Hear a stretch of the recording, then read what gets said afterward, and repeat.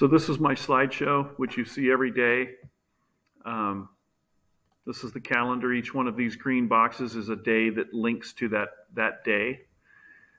Early in the school year especially, there are steps that I take every year. So they create their portfolio, decorate it, etc. Listen to handbook. I actually read the handbook to them, the portion that our department is responsible for. And then I run them through some ways to take photographs, save them to their Google Drive, which is something that we try to do frequently.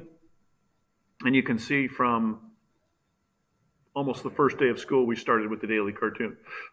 And I just got these on a website, and I can provide you that one too. The first 60 cartoons are all from this one website. And by the way, if I'm not mistaken, I didn't do it this year. I actually linked it to their website and give them a little byline credit.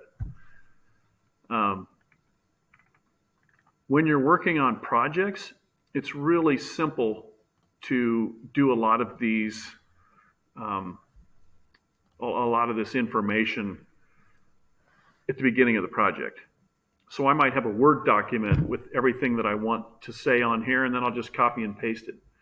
Once I've done this a couple of years, I can just wholesale grab a slide and pop it in there.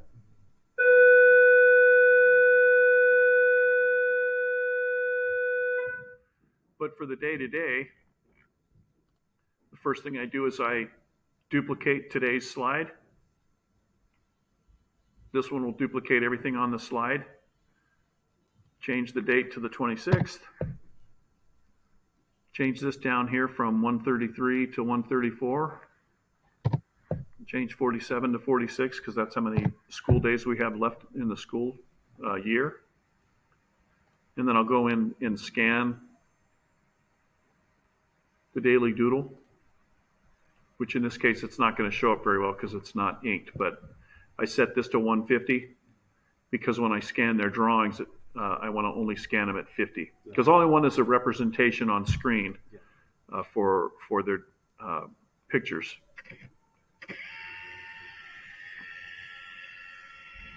So I hit the preview button here. It's going to preview the whole page all the way down the scanner. I'm not always concerned with if it's straight or not because I can fix it in my photo editing software. And this editing software that I use, by the way, is free. It's not exactly like Photoshop, but it's close enough.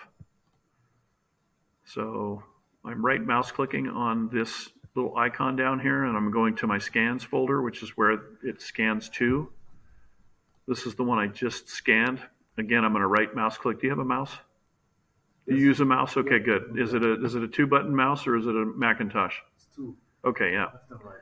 So I right mouse click on this, and then I select Open with Krita, which is the software that's free. And other than using it online, this one actually you download it and install it on your computer. That way it runs a lot faster. If I weren't using this, I would be using Photopea because Photopea is almost exactly like an early version of Photoshop CS. So I'm just going to do Control L, and I can modify the picture like this, except that's too far. And if this were inked, it would come out a lot better. But you can see how it gets rid of a lot of the gray stuff. And then as you've seen me do this a couple of times, I'll actually go in and fix some of this stuff. I also change it. I go to Image Properties and change it to grayscale. Oops. Grayscale. Smaller file in grayscale. Plus it gets rid of all of the little color artifacts that are on there. Anyway, so then I save this back to the computer. Export Advanced. Go to my pictures file, scans, and I actually have a naming system that I use which I don't see in here, so I'm not going to worry about it. It should say daily doodle. Let me try this. You know how to use this search feature? If you know what the file's called or the folder is called, you can actually do a search up here in the top right-hand corner. So I keep all my daily doodles in here. And the way I've been labeling them is like this. It's this daily doodle. 2402 is February.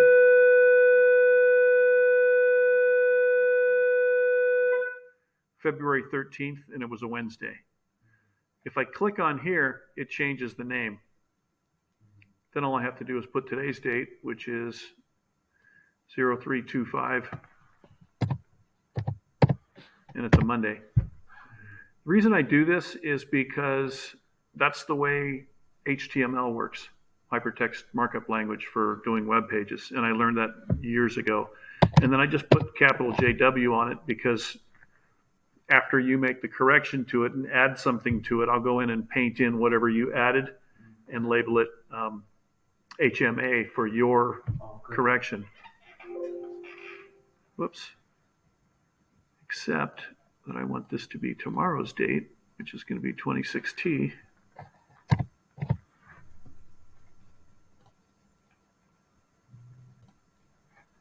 And I'll just replace this tomorrow when I put the actual one in there. Yeah. When I quit this, I don't want it to save because it'll save a CRETA file on top of the JPEG that I've already saved. But then I can go back into the slideshow for tomorrow. This is already changed. I'm going to click on this and then right mouse click on it and select replace image, upload from computer. And since I uploaded one earlier, this one was earlier today, I can just double click here and it replaces the image. I still might have to go in and make some corrections. So where it says fit right here, I usually set this to 250. And then I can zoom in and see that was too much. Let's try 150.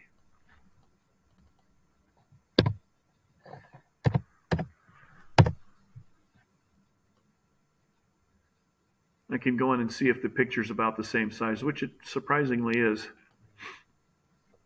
And then I change this to 111. Go back to fit. So here's the thing that makes it difficult right now. Because we're in the middle or we're at the tail end of this project, I don't have any new information to give these students. It's a little frustrating. I've had to say this multiple times. Yeah. This is the process. As I said this morning, even some of the best students are going over and finding one color, bringing it back to their table, cutting it up and pasting it down, and then they're going back to the pile and doing the same thing over and over again. You've heard me say this every class period for the past 2 weeks. A part of me gets it because they're teenagers and they forget stuff. And when I try not to judge them. I mean, it's human nature to judge them after having said it a dozen times. But when students like the one this morning, I'm not going to name her name because this is being recorded. When students like that one are still doing that and I see it and I just kind of go, okay, she's got the highest grade in the class. She's the most efficient, best student in that class as an 8th grader. She, as you've seen, she keeps to herself. She doesn't talk to anybody. She just does her work. And she actually missed 2 weeks. And I don't know how far along she is, but she's probably almost finished with the project.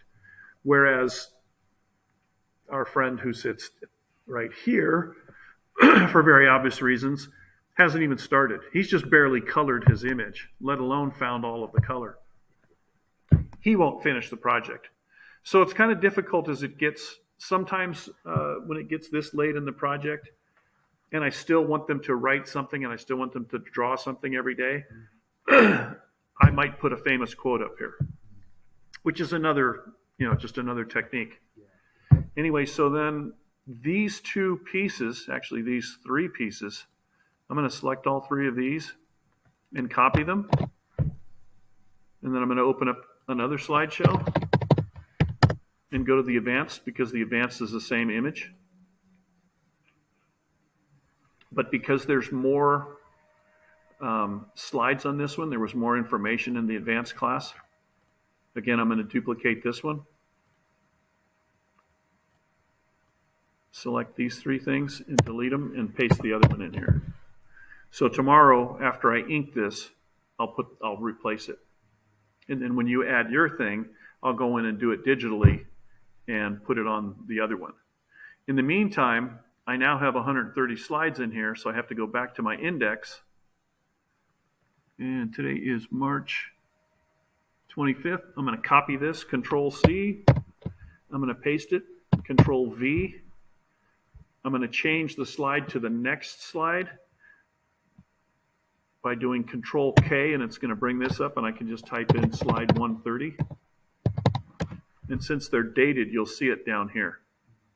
So once I click on here, now that green box goes to that link on that day. So here's where I zoom in again,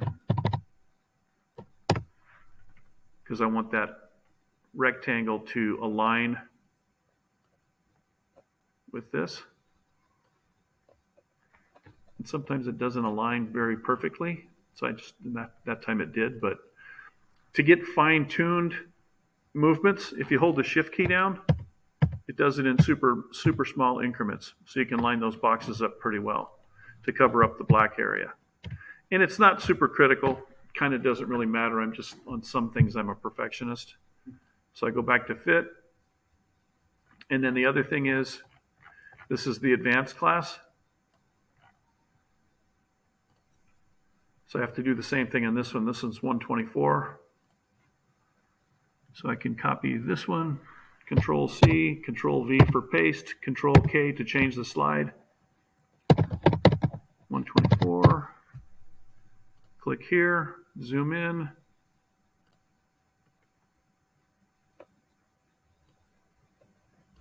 And you've seen me do this every day.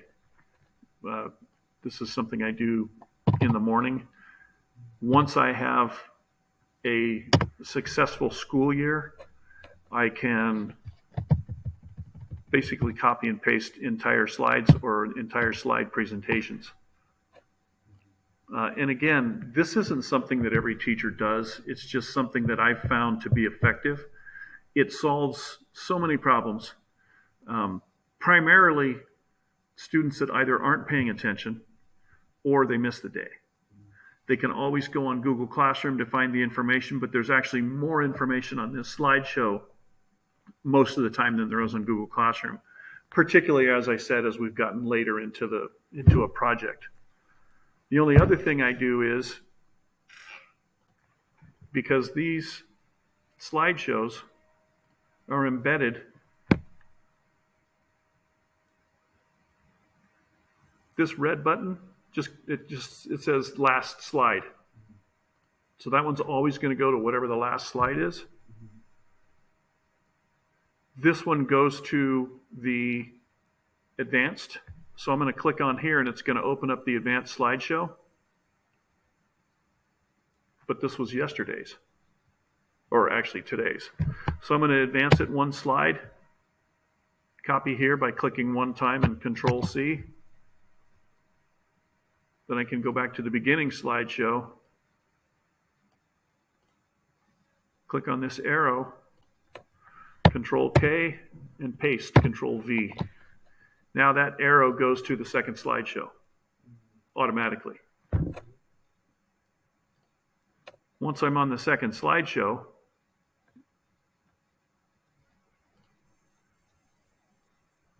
I can do the same thing in reverse. When I click here, it's going to go back to level 1, but again, it's from yesterday's or the previous days. So I have to advance it one, copy this one, and then I can close all these.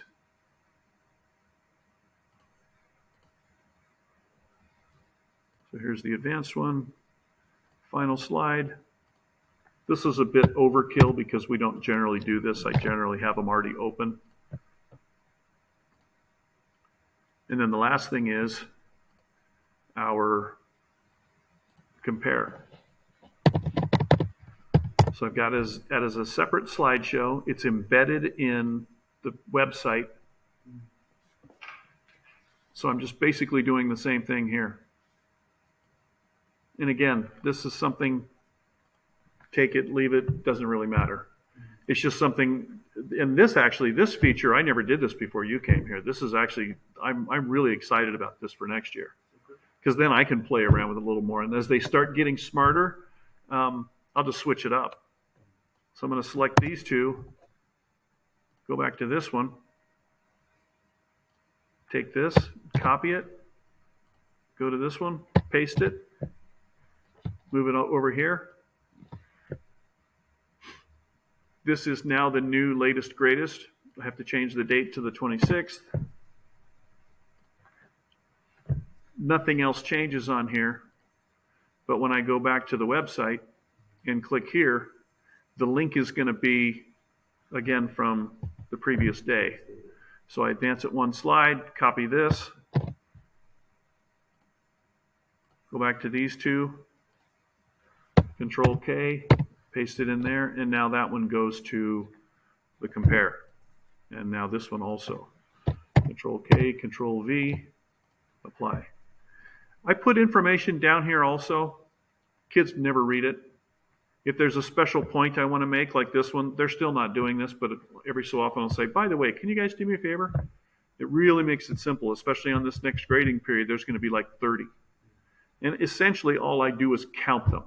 I just count the number. I give them the credit for how many number they did.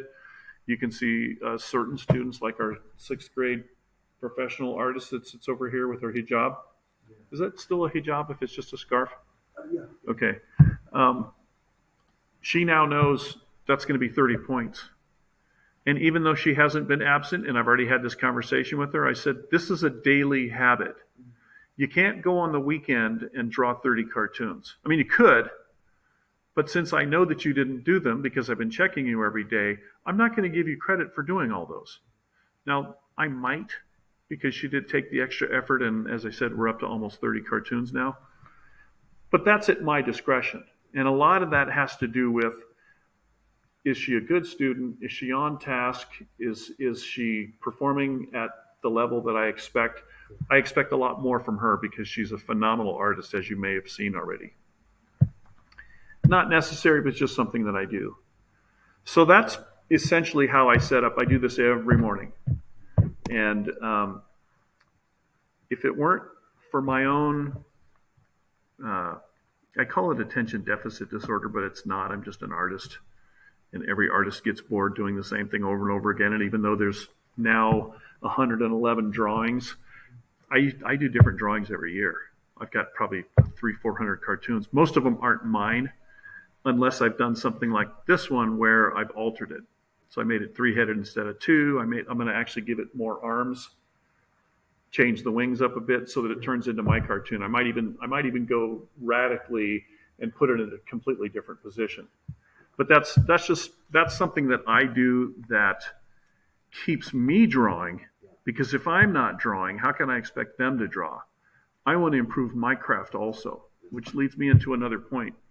Whichever project we end up doing next, I strongly suggest, even though I don't always do it myself because I might have done it last year, do one yourself. Okay. Find out how long it takes. Find out what materials it takes. We're fairly limited on supplies here. Although I do have acrylic paint, I have all of that tempera paint, and I can show you that in the back if you haven't looked yet. I don't have a lot of cardboard, but I can get cardboard. The oil pastels, I haven't done oil pastels in I don't know how long. I don't even remember the last time it was. I even just played around with them. But the kids are doing a project. I can't expect Riley, for instance, to perform this at any level if I haven't touched the material myself. And this is a project that I haven't done. So over the course of this week, since we have a 5th and 6th period, let's knock them out, and then we can go, okay, I'm 64 years old. You're 59, right? 49. 49, I'm sorry. I didn't mean to make you older than you are. You're 49. You can probably, even if you've never touched the material because you've been drawing and painting for so long, you could probably knock it out in a fairly quick amount of time. depending on and you kind of have to get a feel for the students themselves, what they're capable of. Depending on the level of competence, you might just give them twice as much time. Or when you see that, for instance, they're having a real tough time with it, you might give them 3 times the amount of time. We've gone way too long, as you can see on this Mosaic project, but a lot of it is because, and I applaud students who say what that kid said. I don't want to do this. Hey, you know what? Thank you for doing that. Do you want to get a grade on it? I mean, you're going to get a grade either way. Do you want to get a better grade on it? And if they say, I don't care, it's like, well, I can't force you to get a better grade. I will try my best to help you get the best grade possible. But if you don't care, there's not a lot I can do. And that doesn't mean I won't try. That doesn't mean I won't walk by and say, hey, have you thought about this? Have you thought about that? What issue are you having specifically? Oh, I just don't want to do it. Oh, okay. Well, that makes grading so easy. And I tell them, I'm very open and honest with them. Just like the kid who said, I just don't want to do it. Sometimes I'll physically applaud him. You know what? Thank you for your honesty. I really, truly, I'm all joking aside, I respect the fact that you're willing to tell me you just don't want to do it. And if there's anything I can do to change your mind, I will try, short of just giving you an A because you're in my classroom and you have a pulse. That's not going to happen. Anyway.